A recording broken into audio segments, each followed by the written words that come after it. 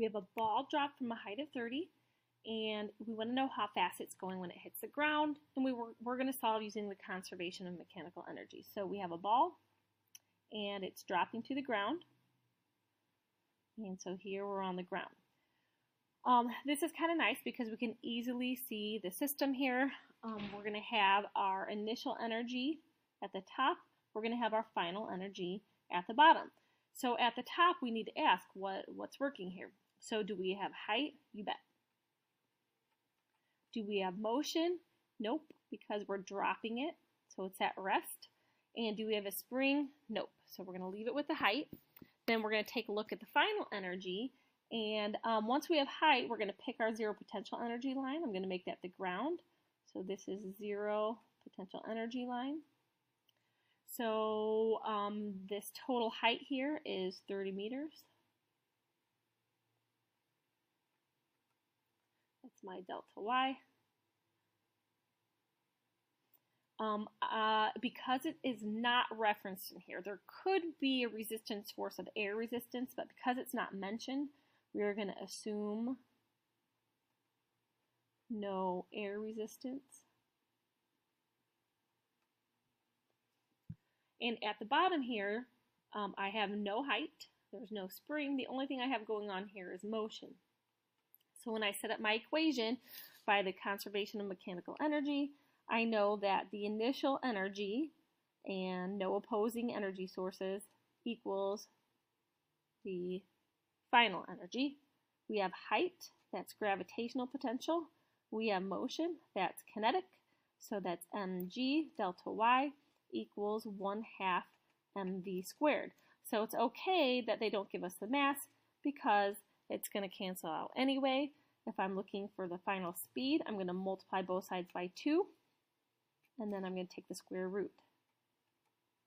So I get 2 times 10 meters per second squared times 30 meters. And when you put all that in, you're going to end up with, I'm not so sure. Put that in your calculator. And what do we get?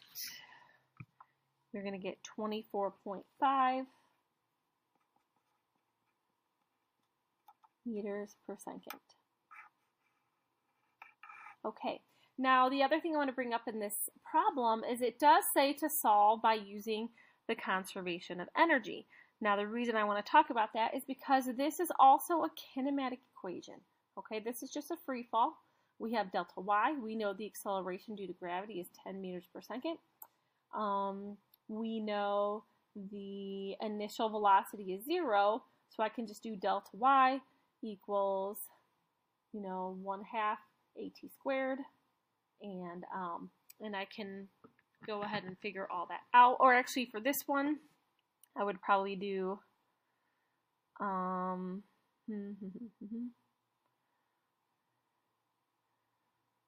because we don't have time, I would do v squared equals v naught y squared plus 2a delta y, because we have the distance. Okay, so I would use that third kinematic equation.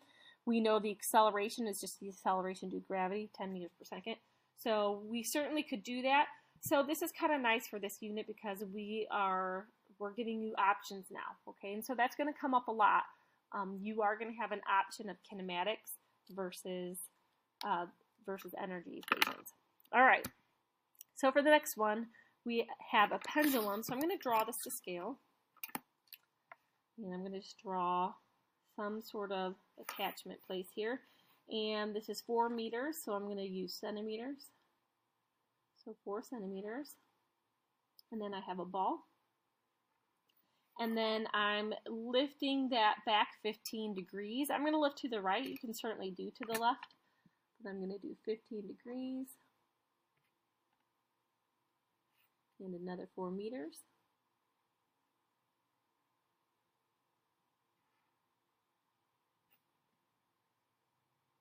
Okay, so here's the thing. I made both of these 4 meters, but let's talk about why. I have a pendulum, and it's swinging. It's going to be swinging back and forth. And this string is 4 meters. So the pendulum by a string, this is 4 meters. This is also 4 meters. And it's pulled back this angle of 15 degrees. Okay, and we are trying to get the speed at the bottom. I want to know how fast it is. Now, when I lift this up, all right, I'm giving this height. So I'm going to go ahead for my system. I'm going to let this be my initial energy, and I know that it has height.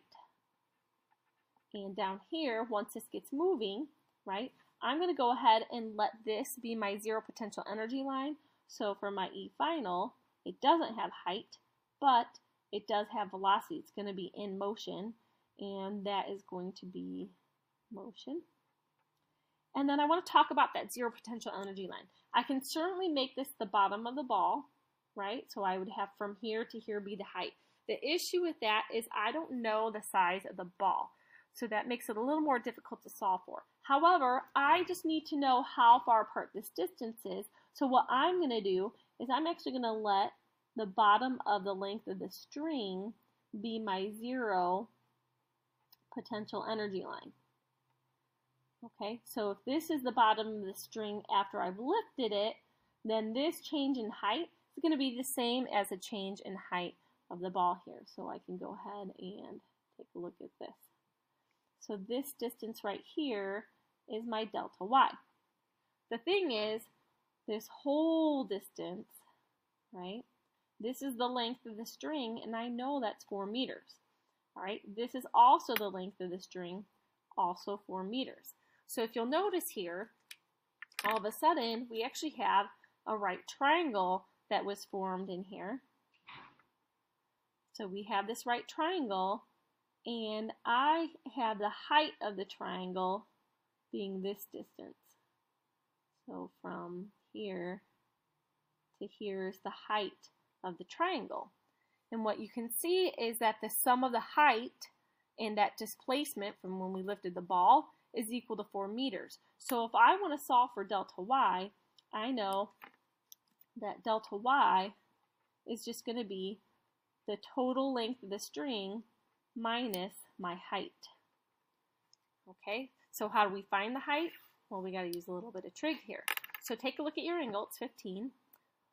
This is my right angle, so 4 is the hypotenuse, and h is the adjacent side. So it turns out that the cosine of 15 degrees, so CoE, cosine of 15 degrees is my adjacent side over the hypotenuse, which is 4 meters. So when we solve for h, we end up getting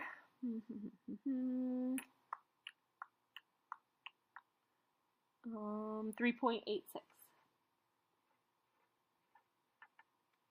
Okay, so again, going back to delta y then, delta y is going to be 4 meters minus 3.86 meters.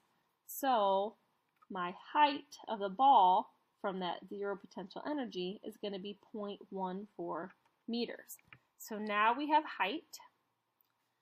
So let's take a look over here. So assuming there's no air resistance, I know that the initial energy is equal to the final energy. My initial energy is a height equation, so that's the gravitational potential energy, and that's going to be equal to, at the bottom of my system, the motion, that's kinetic energy. So I have mg delta y equals 1/2 mv squared. The m's cancel out. I want to solve for v, so I'm going to double and take the square root. So I get 2g delta y. So that's going to be the square root of 2 times 10 meters per second squared. The height we solved for, that's going to be 0.14 meters. And by height, I mean that change in position. And therefore, the velocity is going to end up being 1.67 meters per second. Okay. Now, it is helpful to note that this 1.67, that's as fast as this, this pendulum is going to be moving. Because at the bottom here, this is the most potential energy, or the most kinetic energy you're going to have, because at the bottom, we're at the zero potential energy line. So all of the energy added by raising it to this height is going to be transferred to kinetic energy as it comes down, and then we will slow down as we come up, and then speed up. So this lowest point is going to be the highest point of kinetic energy.